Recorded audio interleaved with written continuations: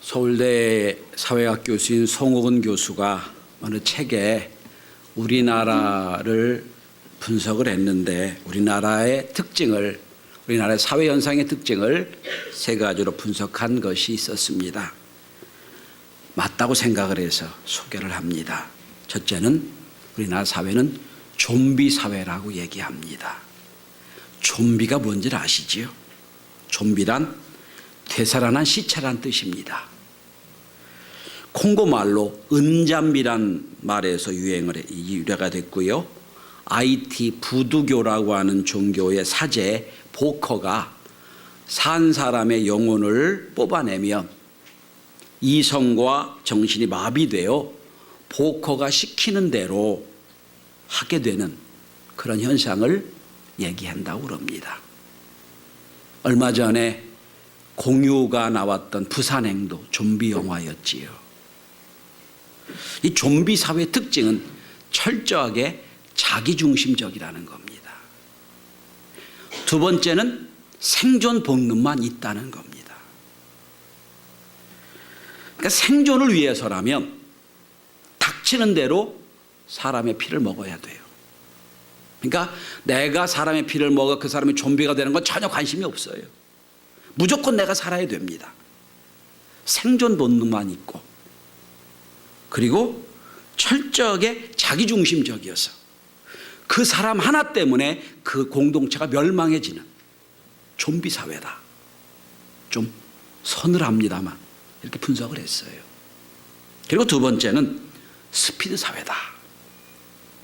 이건 워낙 많이 잘 알려져 있는 얘기니까 문화부 장관을 역임했던 이어령 교수가 이런 말을 했습니다. 과거의 우리나라 시대가 가마솥 시대라면 지금 시대는 라면 냄비 시대다. 은근히 끓이고 우러났던 그 깊이와 그 은혜는 없어졌고 뭐든지 빨리 급하게 즉흥적인 시대가 됐다. 그러다 보니 겉으로는 모양은 갖춰져 있는데 속은 다 비어있는 그런 시대가 됐다. 세 번째는 성공주의 사회라고 그럽니다. 사람들은 저마다 성공하고 싶어 해요. 그런데 보통의 건강한 사회에서는 국민의 10%에서 15%가 스스로 성공했다고 생각한답니다. 한국은 3%밖에 없어요. 스스로 내가 성공했다니까 3%밖에 안 돼요. 그러니까 97%는 다 실패자, 루저의 사회가 됐어요. 그러니까 모든 사람이 성공을 위해 뜁니다. 성공을 위해 애를 씁니다. 극한 스트레스 속에 살고 있어요.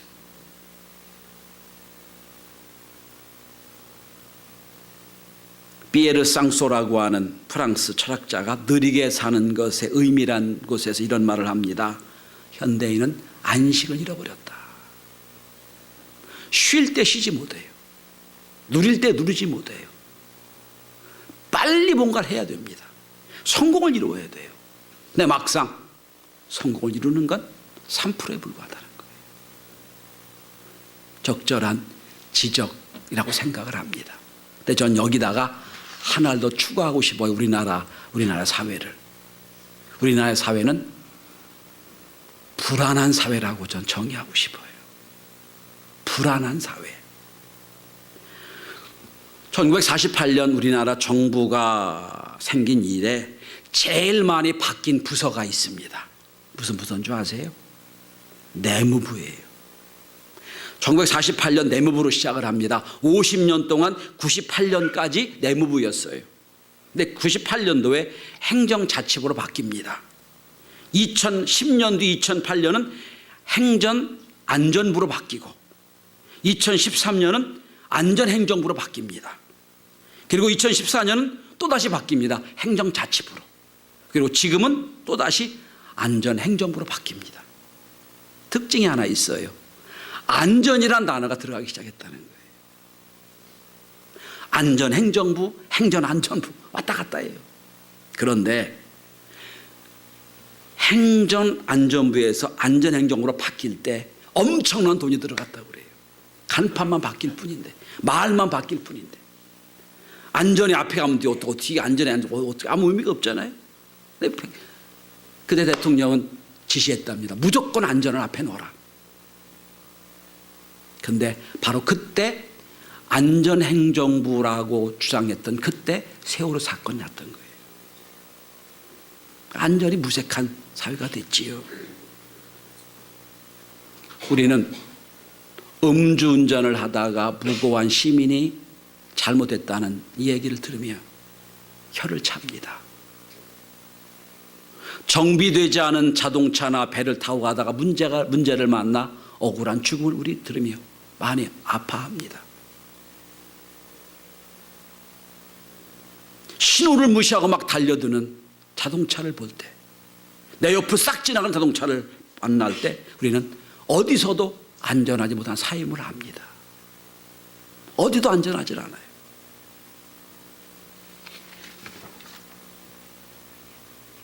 그런데 이 네 가지 현실이 있는 이 나라, 이 상황이 우리만 그런 게 아니고 수천 년 전에 다윗 시대에도 똑같은 사건이, 똑같은 상황이 일어났다는 것을 본문은 얘기해 주고 있습니다.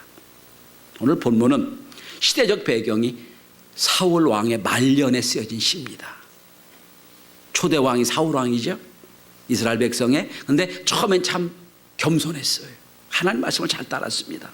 어느 날부터 이제 교만해지기 시작합니다. 그리고 우습게 여겨져요. 하나님이 세우신 다윗을 막 쫓아냅니다. 죽이려고 들어요. 쫓겨다닙니다. 그때 쓴 시가 오늘 본문이에요. 다윗이 경험한 그 사회의 부조리, 그 사회의 문제는 어떤 문제가 있었을까요? 그런데 놀랍게도 일치하도록 우리나라 사회와 전혀 다를 바가 없어요. 첫째로 1절에 보면 경건한 자가 끊어지며 충실한 자들이 인생 중에 없어지나이다 라고 고백합니다. 여기 인생 중이란 원래 단어는 사람의 아들 중에 없어집니다라는 단어예요. 그러니까 점점점 충실하고 점점점 경건한 자는 없어지고 있습니다, 이런 뜻이. 중국의 왕들을 연구한 왕의 리더십이라는 책을 보면 중국의 왕조가 멸망할 때마다 특징이 하나 있어요. 특징 중 하나 뭡니까?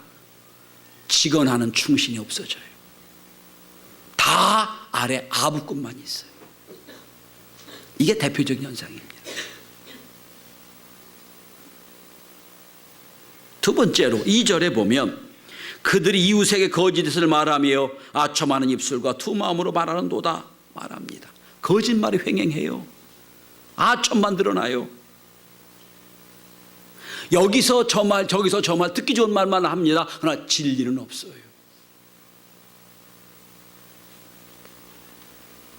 우리 사회를 특징 짓는 단어, 참 우리는 이 말씀은 안 됩니다만 하도 많이 쓰이는 단어, 내로남불이란 단어. 내가 하면 로맨스, 남이 하면 불륜이야. 여러분, 불륜이 얼마나 많아지면 그 사자성어가 생겼겠어요, 여러분? 얼마나 많아지면. 그렇잖아요? 이게 예수님 사람이 이 말씀은 안 돼요. 그런데 그런 거 아니에요.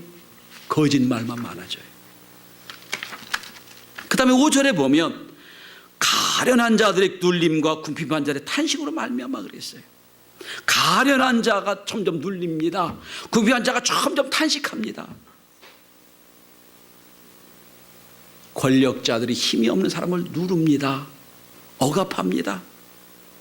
빈부격차가 점점 심해집니다. 안타까운 시대가 됐다는 거예요.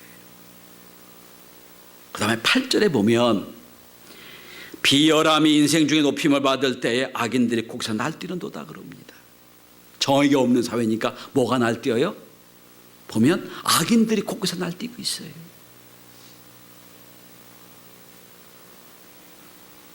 여러분, 우리가 살고 있는 이 사회나 몇천 년 전의 다윗 시대나 똑같아요. 무슨 말씀 드리고자 하느냐? 인생에 사는 실정이 똑같다는 거예요. 구약 시대는 의롭고 지금 시대는 타락한 게 아니라 그 시대가 똑같이 이런 사회가 있었다는 거예요. 도대체 이런 내 마음 둘 곳도 없고 영혼을 둘 곳도 없는 안전지대가 없는 시대가 됐다는 거예요. 거기다가 2016년에 다보스 포럼에 의하면 그때 처음으로 제4차 산업사회라는 단어가 처음 등장했거든요. 2020년이 되면 이제 3년 남았습니다. 710만 개 직업이 없어질 거다. 220개의 직업만 생길 거다. 그러니까 직업 없어진 건 더 많고 생겨진 직업이 없어졌다는 거예요. 그 다음에 지금 7세 되는 아이들은 보지도 듣지도 못한 직업을 갖게 될 거다. 65%가. 그러니까 우리가 갖고 있는 직업도 안전하지 못해요. 언제 어떻게 될지 몰라요. 직업도 안정되지 못하지요. 우리의 삶 근본적인 자체가 여러분 가정도 안전하지 못해요. 몇 년 전 통계입니다만 이건 뭐 통계 좀 역설이긴 한데 그 해에 결혼한 가정 수의 3분의 1이 그 해 이혼했다는 거예요. 가정도 불안합니다. 그다음에 우리나라 지각을 분석해 보면 한국에 언제든지 큰 지진이 날 수가 있다는 거예요. 직장이나 가정이나 또한 우리가 사는 발을 딛고 있는 이 땅도 안전하지 못한 도대체 안전지대가 없다는 거예요. 자, 그러면 불의가 많고 악인이 횡행하는 사회라 마음 둘 곳도 없고 영혼 쉴 곳도 없어요. 가정도 직장도 심지어 우리가 사는 집도 땅도 불안합니다. 그럴 때 오늘 다윗은 이 부조리하고 이 불안하고 이 안전지대 없는 이 사회를 살면서 어떻게 그걸 극복해 나갑니까? 전 이 말씀을 함께 나누며 오늘도 마음 둘 곳이 없어 우울하고 불안하고 어떻게 살아야 될지 몰라 도대체 내가 직장 생활하고 있지만 어떻게 될지 모르는 이 사회를 사는 우리들에게 하나님 무슨 말씀을 하실까? 이 말씀을 통하여 함께 은혜를 나누고자 합니다. 첫째로 다윗은 이 부조리하고 이 안전지대가 없고 뭐 하나 확실함이 없는 이 시대에 살면서 다윗은 가장 첫 번째로 기도를 시작합니다. 기도를 시작합니다. 오늘 1절을 보십시오. 여호와여 도우소서. 여호와여 도우소서. 다윗은 그 시대에 무너진 삶의 자리를 영적인 질서 무너진 윤리를 보면서 하나님께 부르짖습니다. 여호와여 도우소서. 8절에 불과한 짧은 시입니다만 3번이나 하나님께 부르짖습니다. 1절 여호와여, 3절 여호와께서, 7절 여호와여. 하나님께 부르짖습니다. 왕한테 가서 이 나라가 이렇게 되면 안 됩니다. 당신 제대로 하십시오. 호소할 수도 있어요. 그거 갖고 안 된다는 거예요. 의로운 때를 만들어가지고 야 여기서 혁신을 일으키자. 이것도 안 된다는 거예요. 여러분. 성도 여러분 잘 한번 생각해 보십시오. 깊이 생각해 보십시다. 내가 남에게 아첨하고 남을 속이는 것도 말이에요. 하나님께 올려드리는 것도 말이에요. 똑같은 말이에요. 이세 사람들은 남을 속이고 남을 약탈하고 남을 해롭게 하는 말을 하지만 다윗은 이걸 그치고 하나님을 향하여 말하기 시작했다는 거예요. 이게 기도예요.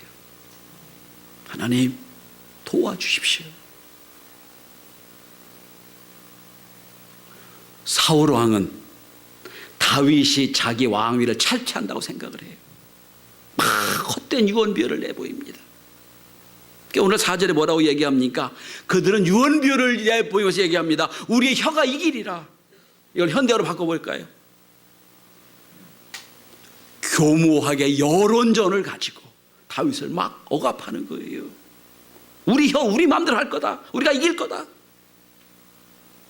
아무도 다윗의 입장에 서 있지 못해요. 다윗을 따르는 무리는요 소수의 가난하고 쫓겨난 자들만 따라요. 아무 죄도 없는 다윗입니다. 왕이 되겠다고 나선 사람도 아니에요. 하나님이 왕으로 삼아놓고 그리고 왕으로 세워놓고 그냥 어렵게 만드는 거예요. 아무런 죄도 없이 쫓겨다닙니다. 이리 쫓겨다니 저리 쫓겨다닙니다. 군대가 막 죽이라고 쫓아다닙니다. 군대 당신 앞에 놓고 당신도 잘못했으면 나는 그런 잘못이 아니에요. 이렇게 얘기할 수가 없어요. 수도 없어요. 그들을 대적해서 우리도 힘을 기르자, 이기자 할 수도 없어요. 그 대신 다윗은 하나님을 향하여 깊은 기도를 드립니다. 여호와여 도와주옵소서. 저는 이런 분석을 해봅니다. 우리나라 사회가 좀비 사회일 수도 있고요, 스피드 사회일 수도 있고요, 성공지향적인 스트레스 사회일 수도 있어요, 불안 사회도 있어요. 그런데 더 큰 문제는 이 사회를 살면서 하나님이 우리에게 원하신 답을 알면서도 가지고 있지 않다는 거예요. 이게 더 큰 문제라고 생각을 해요.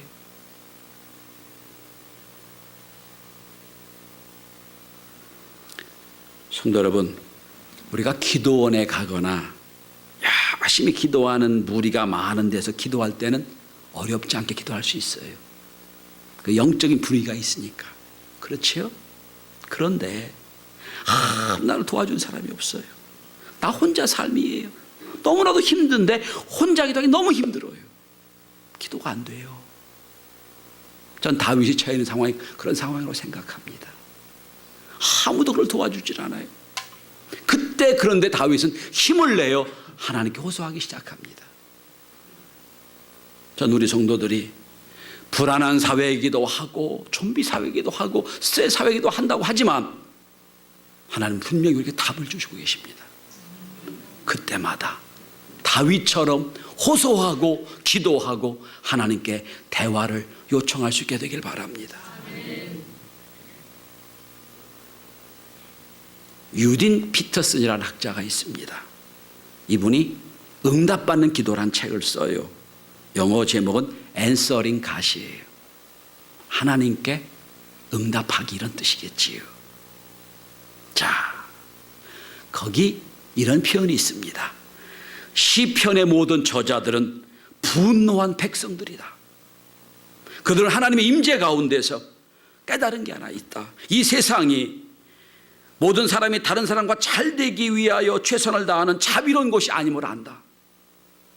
이 세상은 기도를 통해 깨달은 게 있다. 창세기에 하나님이 사탄에게 저주했던 그것이 지금 이 사회임을 안다. 여러분, 사회는 결코 정의로운 사회가 될 수가 없어요. 왜? 사탄이 지배하는 사회이기 때문에 그렇습니다. 이 본질을 안다면 우리는 그럴 때일수록 오늘 다윗의 고백처럼 하나님께 기도할 때임을 깨달으시길 바랍니다. 문제가 많습니까? 아픔이 있습니까? 우울합니까? 그럴 때마다 하나님이 나에게 주시는 사인으로, 기도하라는 사인으로, 기도하라는 하나님의 요청으로 받아들이는 은혜가 있길 바랍니다. 물론 힘들어요. 물론 어려워요. 그런데 의도적으로 오늘 다윗처럼 하나님을 찾아 하나님께 구하고 응답받는 하나님의 자녀들이 다 될 수 있길 바랍니다. 성도 여러분, 하나님은 부활하셔서 우리의 삶 가운데 들어오셨습니다. 들어오셔서 죄에 있는 우리에게 오셔서 우리를 붙잡고 절망 가운데 우리를 찾아내시고 그리고 은혜로 우리를 사로잡으시고 그리고 우리에게 부르십니다. 기도는 저 하늘 꼭대기는 하나님의 향해 그려지는 게 아니라 바로 내 옆에 계신, 나를 도우려고 오신, 나와 함께 하신 그분에게 대화하는 거예요. 그러니까 오늘 잘못된 사람들은 사람들을 막 속이고 아첨합니다. 여기 대화해요. 그런데 다윗은요, 그 어려운 중에도 자기를 돕는 하나님과 대화를 신청하는 거예요.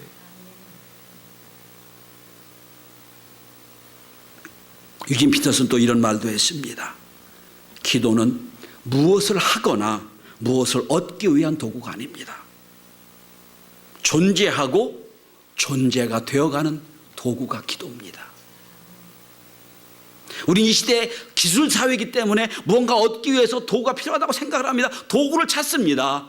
그런 도구를 많습니다. 그런데 기도는 기도하는 중에 나의 나됨을 깨닫게 된다는 거예요. 나를 만드는 것, 나를 만드는 도구, 기도라는 거예요. 여러분, 문제 해결로서도 기도도 중요합니다. 기도해야 돼요. 그러나 그 전에 하나님이 나와 함께 계심을 깨닫는 기도, 그 기도가 먼저 있을 때 그 다음에 문제 해결되는 기도가 있어져야 됩니다. 자, 기도를 시작했습니다. 기도하는 중에 다윗이 깨달은 게 하나 있어요. 두 번째입니다. 다윗은 기도하는 중에 하나님의 말씀을 붙잡습니다. 기도하는 중에 깨달은 건 하나님의 말씀을 붙잡는다는 거예요. 여러분, 본문의 5절을 한번 보시고 저와 여러분들 다 같이 믿음을 가지고 이 고백을 함께 할 수 있기를 바랍니다. 자, 함께 읽습니다. 시작. 여호와의 말씀에 가난한 자들의 눌림과 궁핍한 자들의 탄식으로 말미암아 내가 이제 일어나 그를 그가 원하는 안전지대에 두리라 하시도다. 뭐라고 말씀하십니까? 내가 이제 일어나 그를 그가 원하는 안전지대에 두리라. 뭐라고, 앞에 뭐라고 계세요? 눌림과 탄식으로 말미암아. 하나님은 보고 계세요. 알고 계세요. 그런데 우리가 그 사정과 형편을 주 앞에 아뢰기를 원한다는 거예요. 하나님, 제가 이렇게 아픕니다. 눌려 있습니다. 원통합니다. 하나님 도와주십시오. 이러할 때 다윗은 기억합니다. 말씀을 기억해요. 5절입니다. 여호와의 말씀에 하나님 약속을 기대하는 거예요. 그 약속을 붙잡습니다. 하나님 이렇게 약속하셨지요. 약속을 붙잡는 거예요. 기도의 가장 중요한 은혜 중에 하나는 잊어버릴 것 같았던 말씀이 나에게 다시 솟아나는 거예요. 깨닫게 되는 거예요. 아, 이게 이런 말씀이었구나. 이런 뜻이었구나. 그렇게 된다는 거예요. 기도는 그래서 나에게 있었던 암기된 말씀, 깨달은 말씀이 다시 해석이 되어서 내 삶의 양식이 되는 게 기도예요.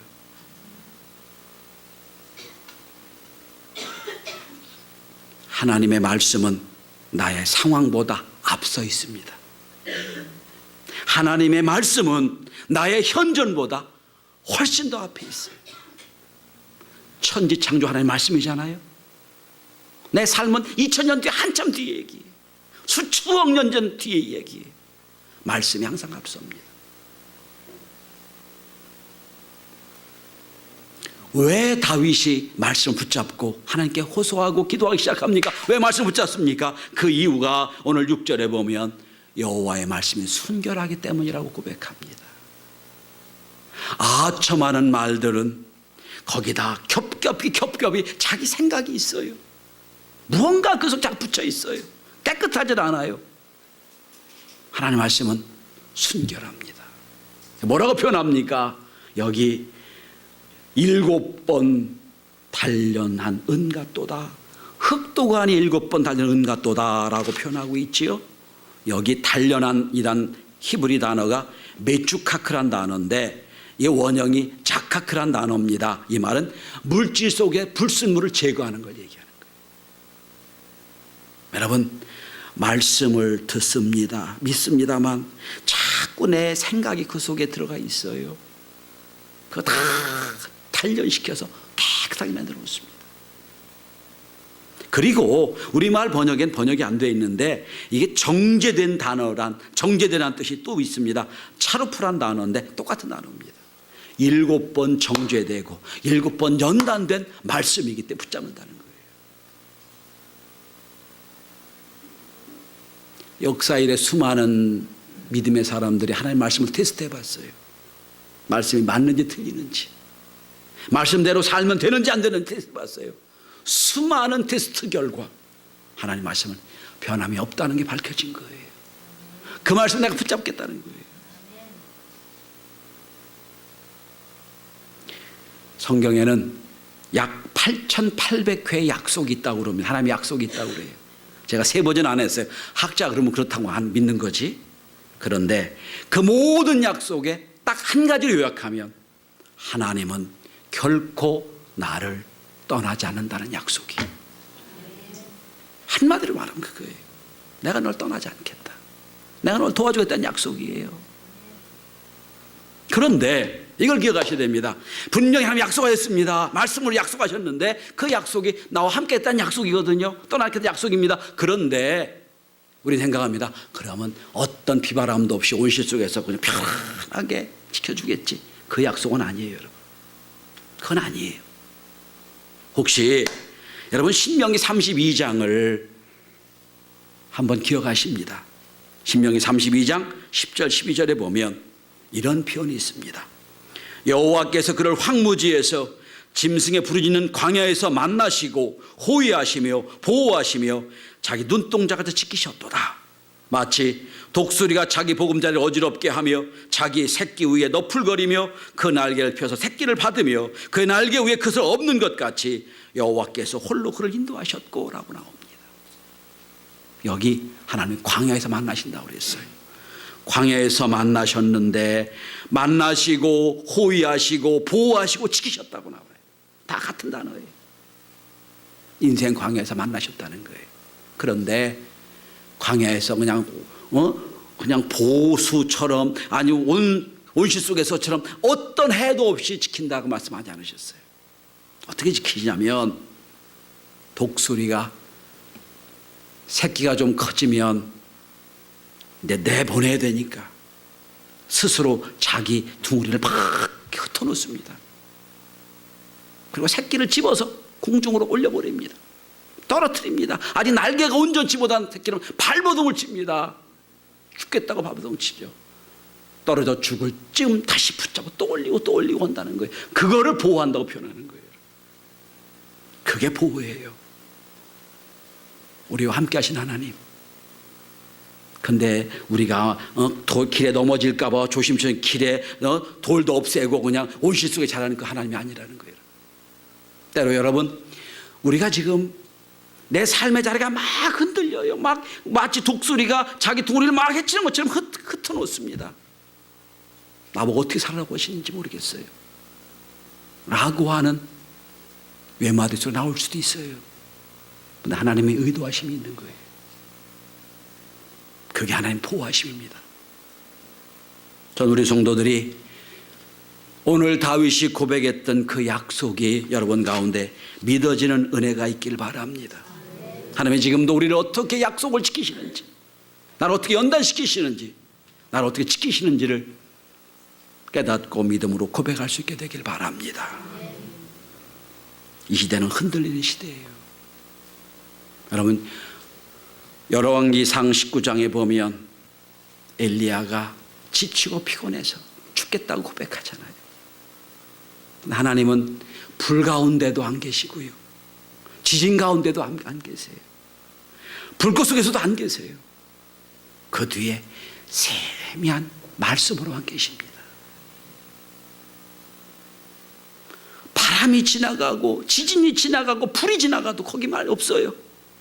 근데 말씀만 남아요. 말씀이 그를 살리는 거예요. 우리의 안전지대는 어디도 없습니다.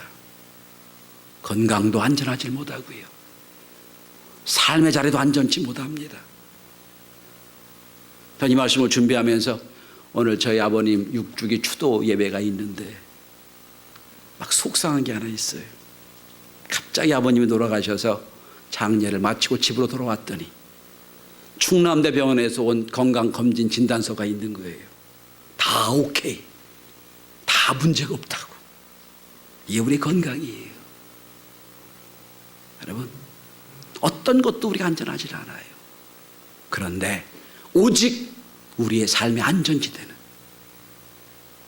예수 그리스도요 하나님입니다. 그 밖에 우리가 설 데가 없어요. 우리 눈을 들어 하나님의 은혜를, 하나님의 약속을 바라보고 기도하며 나가는 은혜가 있길 바랍니다. 벤처기업 문헌정보를 만든 사장 손태영 교수의 인생 역전 이야기가 있습니다. 혹시 인터넷 들어가서 손태영 교수 치면 지금도 나오는 그런 분입니다. 3살 때 소아마비를 걸려서 심하게 다리를 저읍니다. 초등학교를 들어가는데 애들이 너무 놀리니까 초등학교를 다니다 그만뒀어요. 23살까지 초등학교 졸업장조차 없었습니다. 그를 옆에서 본 엄마는 날마다 자기 잘못인 것처럼 기도를 합니다. 청년 시절 세상을 원망하고 하나님을 원망하고 있다가 갑자기 어떤 생각 하나가 들어옵니다. 밀물처럼 들어옵니다. 이렇게 살 바에야 생각을 좀 바꿔보자. 그러고 있는 중에 신문에 작은 광고 하나 납니다. 중학교 입학 자격 검정고시가 있다고, 언제 시험이 있다고 납니다. 그걸 보고 벌떡 일어납니다. 그리고 서울로 올라와 중학교 입학 자격, 고등학교 입학 자격 고사를 다 치르고 1982년도 충북대 법대에 들어갑니다. 대학을 마쳤습니다. 그런데 장애를 갖고 있고 지방대 아무도 뽑아주질 않아요.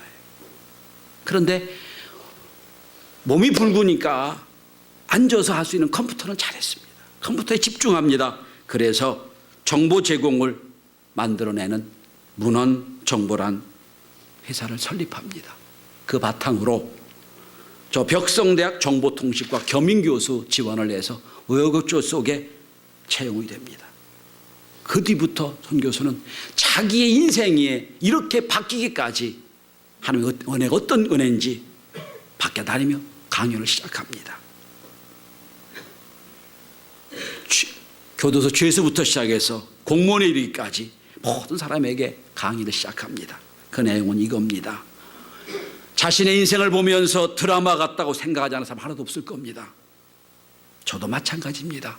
몸은 절름발이지만 정신까지 젖는발에 살지 않기 위하여 지금까지 애를 써왔습니다.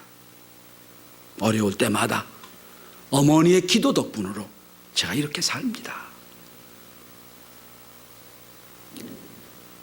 그러면서 그는 그런 고백을 합니다.